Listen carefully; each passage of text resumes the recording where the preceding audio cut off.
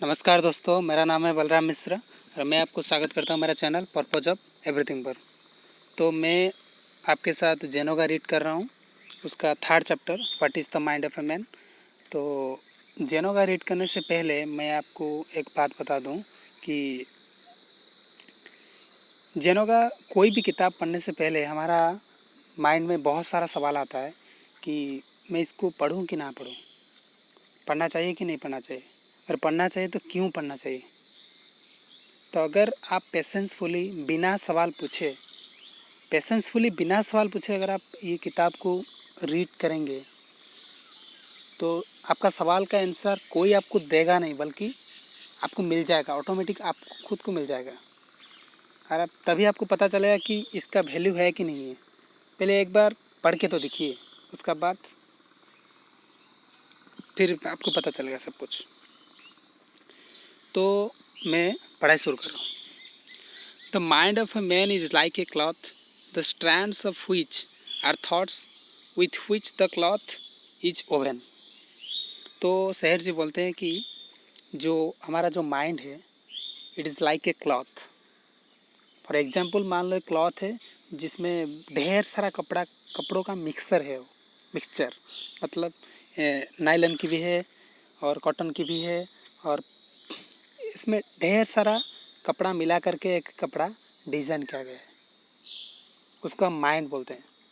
उसमें गंदा कपड़ा भी मिक्स हुआ है, इसमें अच्छा कपड़ा भी मिक्स हुआ है, और सारे गंदा अच्छा ये सबको मिला करके ये बनता है जो कपड़ा।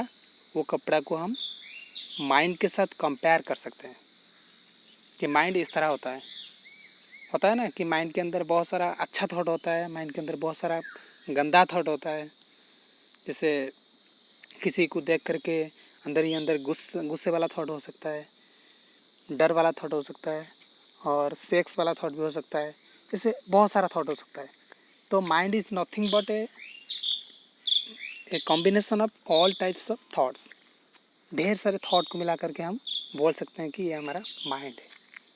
और ये जो ढेर सारा थॉट, ये सबको हम मान सकते हैं कि स्ट्रैंड्स यानी जो थ्रेड है ना, जो थ्रेड से बना होता है कपड़ा, इस तरह। Emotions gives colour to this cloth, repetition और habit gives the cloth strength or durability.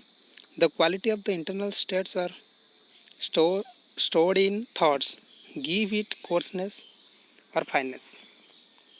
तो आपको पता है कि रंगीन चीज़ सबको पसंद है, लेकिन जिसका कोई कलर नहीं होता है, कलरलेस होता है, वो शायद बहुत लोगों को पसंद नहीं आता है। तो हमको कलरफुल चीज़ें पसंद आता है। ठीक है, वैसे ही ये जो कलर है ना, ये क्या करता है, ये इमोशन को मतलब ये क्लॉथ को, जो माइंड है क्लॉथ, उसको कलर देता है। कभी ये कलर जो लगता है माइंड के ऊपर, कभी अच्छे वाला कलर लगता है, कभी बुरे वाला कलर लगता है। जैसे कि मान लो आपके फ़ोन में 500 रुपये रिचार्ज हो गया, मैसेज आ गया 500 रुपये रिचार्ज हो गया, आपको नहीं पता लेकिन रिचार्ज हो गया।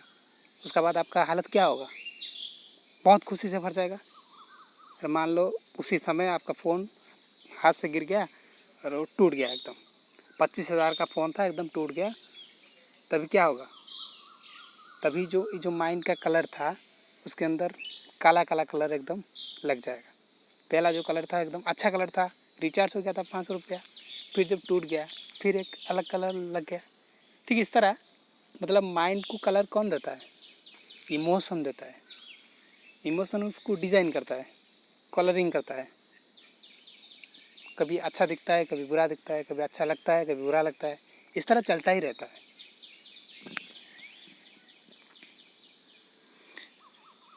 और एक बात है, द क्लॉथ स्ट्रेंथ रिपीटेशन और habit gives the cloth strength और ड्यूरेबिलिटी। रिपीटेशन मतलब फॉर एग्जांपल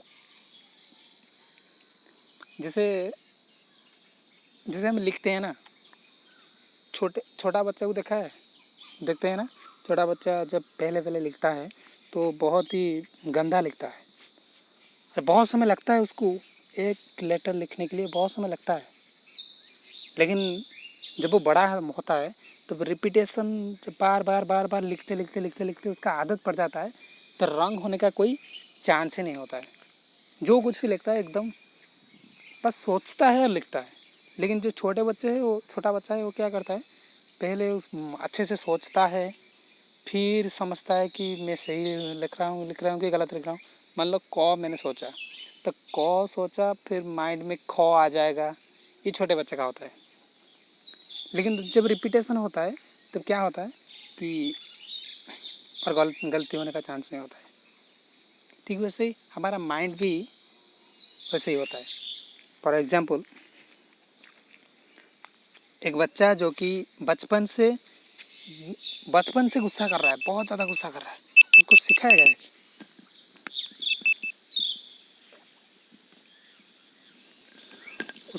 है, कि बहुत सारा मतलब गुस्सा करने के लिए उसे सिखाया गया है। तो क्या करेगा, बड़ा होने का बाद भी और बड़ा गुस्सा वाला बन जाएगा। ये कैसे हुआ?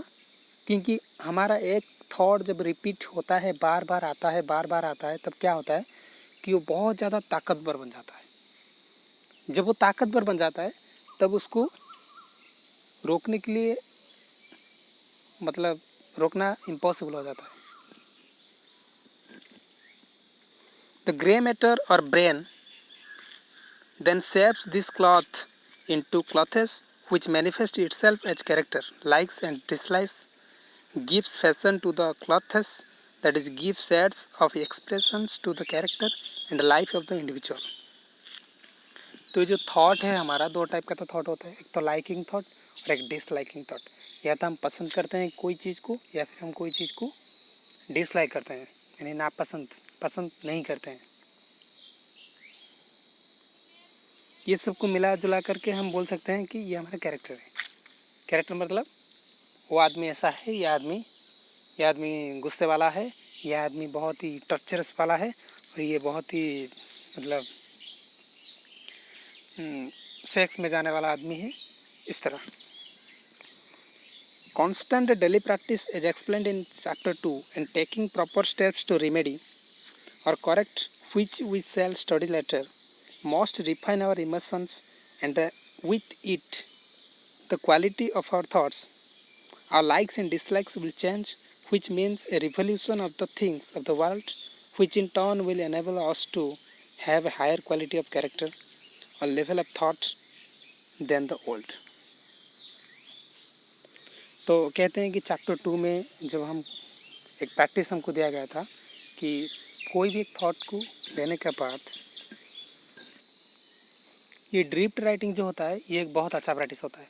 तो ड्रिफ्ट राइटिंग क्वेश्चन आता है कि ड्रिफ्ट राइटिंग हम क्यों करें?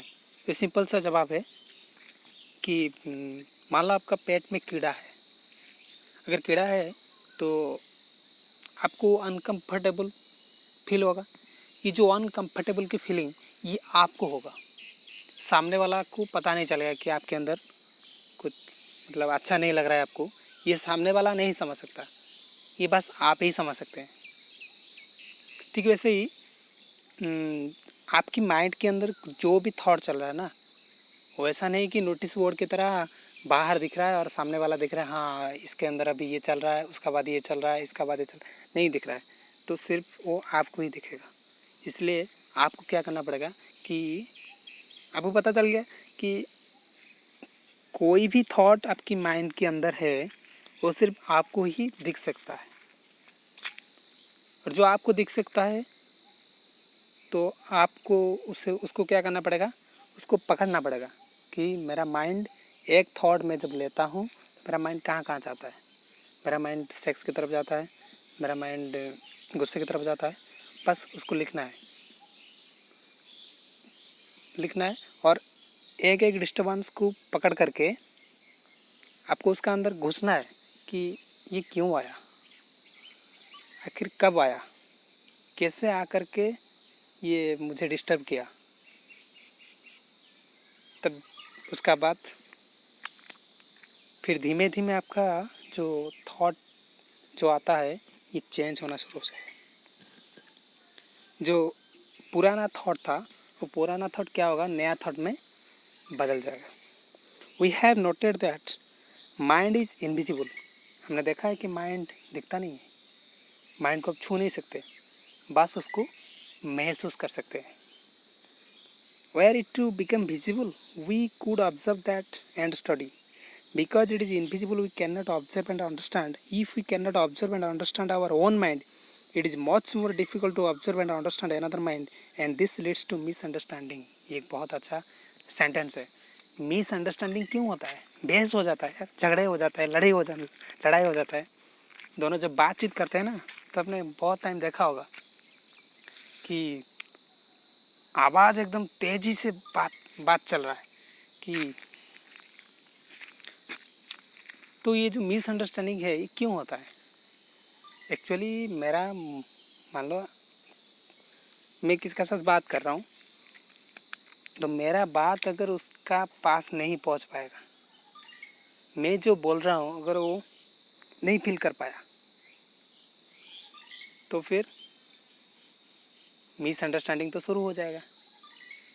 वो क्या सोचेगा कि मैं उसको नहीं समझता हूँ, और मैं क्या सोचूंगा वो मुझे नहीं समझ रहा है। तो ये है मिसअंडरस्टैंडिंग। यानी जब तक आप खुद का माइंड को नहीं समझ पाएंगे, तब तक आप सामने वाला का माइंड को भी नहीं समझ पाएंगे।